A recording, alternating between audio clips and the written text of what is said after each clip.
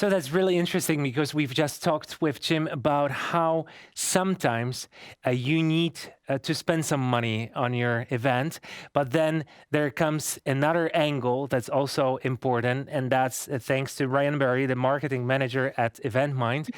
And I wonder what's on your event mind. I mean, your mind, actually.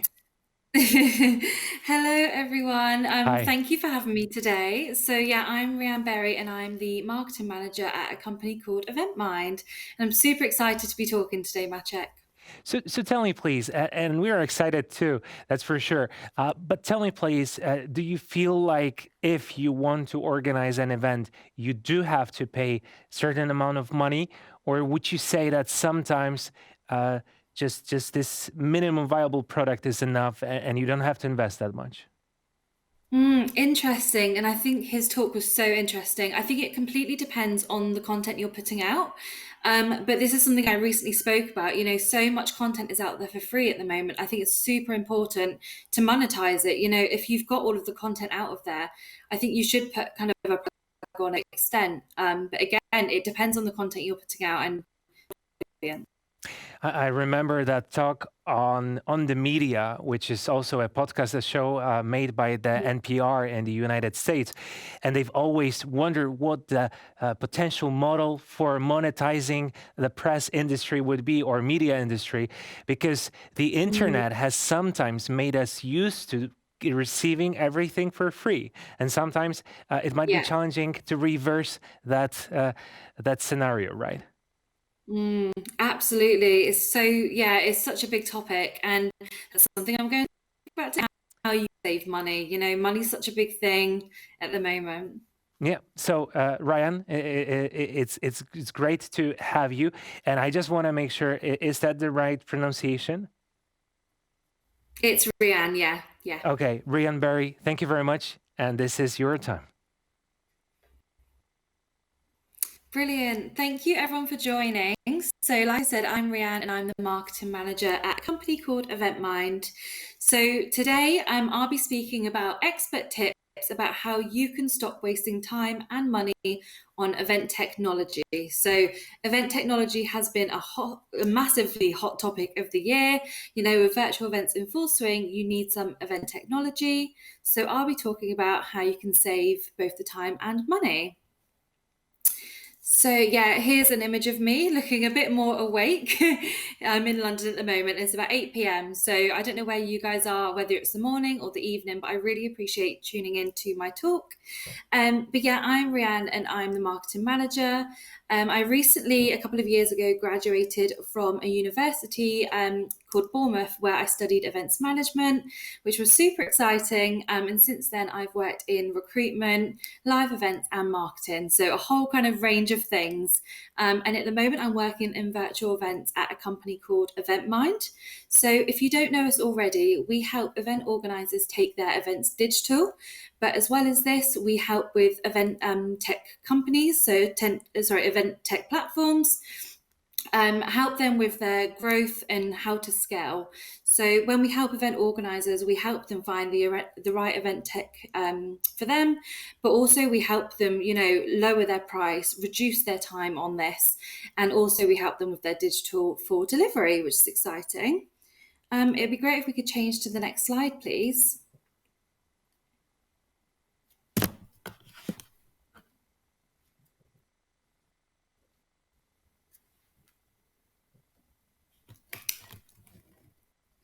Could we change to the next? Perfect. So, yeah, the market is growing, which I'm sure we're all aware of. You know, although we've been in a global pandemic, that's obviously globally, it's been affected in all of the sectors. And I know events has been impacted massively. So, yeah, I think if anything, you know, the pandemic's taught us is that the events industry is so strong, it's so resilient, and we are going to come bouncing back 100 times stronger at the end of this year. So yeah, as you can see there, in 2018, we were over 100 billion dollars, and now the forecast for, you know, over 5 years' time, it's increasing. I think it's so important to make a point that the events industry is so resilient and is so strong. Yeah, it's really great to see it's growing, and I love the industry so much. Could we go to the next slide, please? So yeah, here's a really interesting stat. So it's estimated that in 3 years' time, 75% of events will be taking place online. So I know just a year ago, many companies were struggling or many companies were worried about whether to go online. But yeah, I think so many companies have absolutely smashed it. And those that maybe haven't smashed it as much, they're really learning, what they need to do to go online and also how they can do it successfully. I love hearing other people's opinions as well, because I think it's such a mixed bag where some people are adamant that live events are going to come back and completely replace online. But yeah, I think it's going to stay in our lives. They're convenient, they tend to be a bit cheaper. And again, it reaches the whole global. If this was a real conference in Poland, what's the reality of us all taking place in person? So yeah, virtual events are definitely here to stay. And I mean, the proof's in the pudding, the stats there are incredible. Next, brilliant. So yeah, as well as virtual events on the rise, of course, event technology is also on the rise. I mean, look, you can't have a virtual event without event technology. If you think of Zoom, Google Meets, even just WhatsApp, this is all event technology. So yeah, there's over 300 event tech platforms that are currently on the market. So that's so many platforms, and so much more than a few months ago, where I was doing this exact same talk. At the time, there was only 100. So it's grown massively. And I think absolutely for all the right reason. Supply and demand, we definitely need event tech on the rise. So glad because it gives customers and clients such a more varied variety when they're looking to host their events online. So look, here's an image you can probably resonate if you've been through the whole choosing event technology process. It can be stressful, it can be tiring. So I'm here today to hopefully make it not as stressful and not as tiring for you. So here is another really great stat. So on average, buyers spend over 16 hours on event technology demos. So yeah, to put that into perspective, that's 2 working days. That is such a long time. And if you think in comparison to Netflix, that's 16 1 hour shows. That's so much. So yeah, it's crazy the amount of time that buyers are spending on event technology demos, as necessary as they are, because you need to go on them. You need to see what platform you're potentially spending money on. There is ways to reduce this time, because I know it can be stressful. So yeah, we're here to help. Next slide, please. So here's a few images here. So what are the risks of choosing the wrong event technology? So you might be listening now and you might be able to relate if you've been through the process and you've learned the hard way. But for event organisers listening who might be able to prevent these, so look, the first one, time. If you choose the wrong event technology, you could be spending months on planning on a platform that you just can't get your head around, or you've not been given the full training. So that takes time. And then obviously you've got the time then to find a new platform that does work for you. So look, we're all busy people. And if there's anything we can do, it's to reduce and use our time efficiently. And the middle one, money. I mean, look, event technology can be expensive, but I always say it's just as expensive as you make it.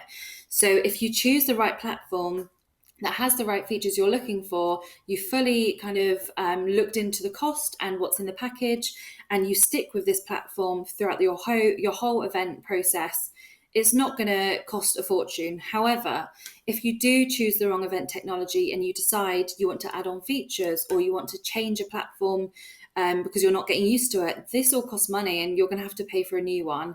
So that's a really important thing to think about. And just more frustration in that young girl there can be frustrating. It's just a human nature to be frustrated when things go wrong. So yeah, we're going to be talking about how you can avoid feeling all of these emotions here. Next slide, please. So look, the first step, seek unbiased advice. So we always say this, and of course we will, because at EventMind, we work on an unbiased and transparent basis. But apart from that, there's so many people out there who provide blogs or videos or webinars, podcasts, even panels and talks like this. It's all unbiased. So I would definitely have a little look about what information's out there. So let's just use Hopin for an example, just who come to the top of my brain. Have a little Google, see what other people have said and reviews. If you go to Hopin, of course they're going to sell you, their best features and tell you what they do right. So yeah, have a little think, and also just reach out to your peers in your network. Never underestimate the people on LinkedIn, the people on Twitter, or even Instagram. If you've seen them run a virtual event recently, just message them and just say, hey, look, how did it go? What platform do you recommend? And again, at EventMind, we do have a platform search and select feature. So we narrow down the platforms for you, which we always love to talk to people about. So yeah, do feel free to pop me a message if you'd like to discuss that. Next slide, please. So yeah, here we are to talk about how you can save time and money. So that clock looks very similar to my clock here. I am very busy. I think everyone's very busy at the moment. So yeah, we're going to discuss 5 things to consider when you're choosing your event technology. So when you've made your decision, you're going to do a virtual event, where do you start? These are the things to consider. So first off, you need to have an agenda. So let's go old school. Let's make notes. You can type things up. I'm such a list maker. So first of all, you need to think about, is your event that you're planning a first time, a one-off, or a long term?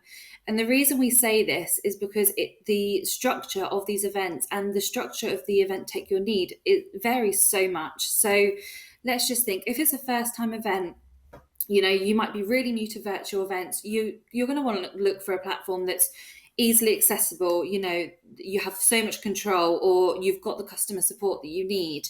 You need to really think about this. But also, if it's a one-off, you're going to introduce exhibition stands, but you could pay for the premium price to have an exhibition stand with video conferencing. However, again, this is going to cost more money. And if it's a one-off event, you need to think, weigh up the costs. Is it worth it for just one event? And think about pricing as well. So you can get annual licenses, which is just like having a phone contract. Over time it costs a lot less.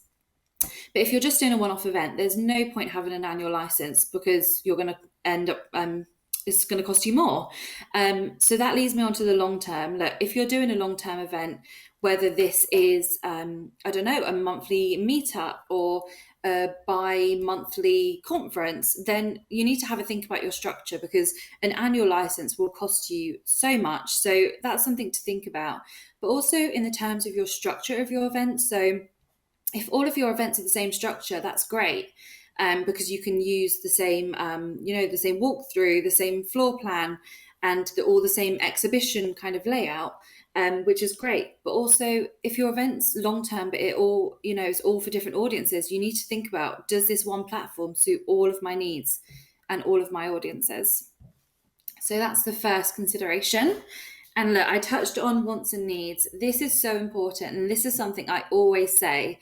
It sounds patronizing, but also it's so important. So again, going back to your pen and paper, write down your wants and your needs. So I know that with event technology, it can be new and shiny and exciting for a lot of people. And there may be features like artificial intelligence, or there might be robots walking around your virtual conference. But if that's not what your event actually really, really needs, then have a think about that. So yeah, that's an interesting one. And also, I think it was supposed to say needs over wants, so apologies for that. But yeah, it's so important to have a think about your absolute requirements, your necessities, and have a list of those, and then have a list of your wants. So the things that it sounds quite cool, but it's not necessarily suitable. So if you've got some leftover budget, you can have the extra video conferencing, or you can keep it in mind for your next event where the requirements might be different. So yeah, it's really important to make a list of these. So yeah, here's a man here, very busy with multiple arms. I wish I had that. So yeah, it's really interesting and important to think about when you're looking at event platforms and you're going on these sales demos.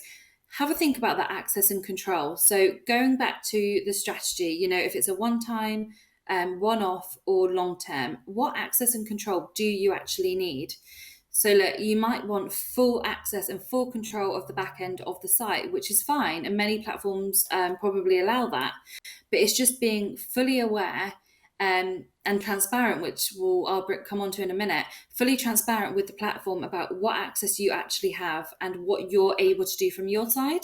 Because I know so many people like the access and like having the control. So if anything goes wrong, they're on hand. And again, customer support, this is so important. So just imagine you're running an event right now, like Spark of Change, and there was no one on the other side if the system went down or the computer froze or something like that. You need your customer support just to ensure there's people there to help you. And customer support, I don't just mean a chat bot. I mean, someone there to answer your calls, to reply to your emails within an hour. It needs to be on hand. And price transparency, we'll touch on a bit later, but it's so important to be aware and be clear about the pricing. So it can be very overwhelming when you're looking at the pricing, but just be aware of what's included in the package and what you might have to pay extra for add-ons. So video conferencing, for example, is an add-on and extra money on certain platforms. So just be aware. And yeah, when you go on these sales demos, this is something you need to bring up to them. Next slide. So yeah, just touching on the transparency, always ask questions. I'm such a question asker, sorry. So always ask these. So you can never ask too many. When you're on your sales demo, think and ask, come with questions as well, because when you're put on the spot, you'll just completely forget. So ask questions like, what's included in my package, or what customer support do you have, or what events is your platform suitable for? Never ask too many questions and always have them prepared, and don't feel like you're annoying them because they're there to sell you a service. Next slide. So that takes me on to the next part. So ask an event technology platform. So like I said, it can be overwhelming and you think of a question at the time and then, I'll ask them later. You must completely forget. So always go to a sales demo, tech note or call them with a pen and paper to ask your sales manager. So the first question, if you want to go to the next slide. So yeah, what is the true price of your package? So avoid hidden costs. So something event technology platforms are good at, saying that they do make it look like the package is a one package fits all service. So just double check with this, because like I said, you might have hidden add-ons, so video conferencing or the ability to talk to a sponsor, or just really minor things can add on quite a bit of money. So just going back to the wanting to save money, really try and avoid hidden costs and just be honest and just say, can you break down the package for me and explain every single thing which is in this? Next slide. And again, so yeah, what's included in the package? So it links to the first one, but also many platforms might say, oh, well, the artificial intelligence will be coming, but it's coming, 2 months' time. That's not good enough. Of course, they're going to say it's in the pipeline. If you're looking to have a certain requirement, you want it now. So yeah, just make sure everything you need is included in the package and they have the access and ability right now. Again, it can save time and money, because imagine getting close to the event and saying, I don't know, I'm just gonna go back to the video conferencing. Can I use the video conferencing aspect in a breakout room? And they might say, oh, well, actually, we don't offer breakout rooms. So transparency is massive, and just always ensure the platform has the accessibility and availability that you need in the moment. So yeah, engineering successful outcomes. So using all of these hints and tips, just remember the 3 S's. So strategy, have your strategy. So think, going back to the one time, one off, long term, have your strategy, write down the strategy and stick to it. And again, needs over wants. So just double check what you actually need, and then have a think about your wants and think, do I actually really, really need them? Simplicity, again, keep it simple. You might have loads of amazing ideas, but always have your audience in the back of your mind. I think it's so important. It's so easy to go off track. I think everyone does. It's like going for a food shop when you're hungry. You go off track. So Keep it simple, have your strategy in mind, and also just keep in mind the questions you want to ask your platforms on this. And yeah, success. I'm hoping for everyone to have success. And if you keep to these hints and tips, then it might save you time and money, and therefore it can lead to success in the long run. So, if you are looking for weekly advice, we actually run a live podcast on the Event Mind Facebook page. It's just the Event Mind. That's every Wednesday at 1 p.m. GMT. So, I did one earlier today, and I talked to industry guests just discussing kind of current industry topics or top advice. So today we spoke about Clubhouse, which I'm sure you're all aware of, and we spoke about how you can build a community on there. So give our Facebook page a little like and you'll be notified when we go live. And come and ask us if you've got any questions. We like to make it really casual, and I think it's super important to have a community in the pandemic. So yeah, come and give us a follow and I'd love that. So yeah, if anyone does have any questions, I'd love to answer them. We are at the Event Mind on socials, and give me a follow on LinkedIn, and I'd love to have a chat to you. Thank you very much, Rhian. So I just wanted to ask you just the most basic question. How did you enjoy speaking in this arrangement? I can see that you've just had a sip of water. I mean, that's quite an endeavor, isn't it? Yeah, no, it was lovely. No, it was so nice being involved. Thank you for the invite. But also, my throat is very sore, so that's why I had the drink of water. And I speak so fast. And when you can see a timer, I kept checking. So, no, it was really great. That's understandable. I wonder about the common misconceptions that people have about online events. I've been following the discussion on the comments in the comments section, and some of Yeah. our viewers say that, well, maybe the pandemic was positive or beneficial in a Mm. way because it actually convinced so many people to treat online events seriously. Yeah, that's actually so true. And I think a lot of industry experts I'm speaking with, people have died. It's not been great at all. However, I think the events industry needed it, and it's going to bring us bouncing back so much stronger. So a lot of people haven't even heard of virtual events a year or just over a year ago now. So I think, we have been resilient, and we've had a plan B. We've had virtual events. It's almost been a positive for the industry, I think. And the stats back then, about 75% will stick to online events, is just astounding. And yeah, I'm so happy about it. Let's imagine that it's 2022, and let's Mm, imagine this positive scenario that the biggest part of the world, or the lion's share of the world's population, have been vaccinated against COVID, mm. and that COVID is pretty much eradicated. And so, would you think that people would still many times stick to online events instead of just real, or should I just say live events?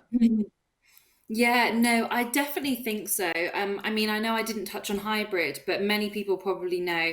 I think hybrid That will might be the definitely way stick too. around. So yeah, make sure you can attend live or in person, but also you could attend virtual if you wanted to. And I definitely think virtual events are going to stick around because they're convenient. People save time and money. I mean, look, you can attend an event in your bed in your pajamas if you wanted, if you're not on video. So I think they're very convenient, and also it increases the global reach. I mean, like I said, I probably wouldn't be able to speak at this conference had it been in Warsaw, Poland, anywhere. So yeah, I think they'll definitely stick around, but I think many people are missing the in-person aspect. So I think it's going to be a mix of the both.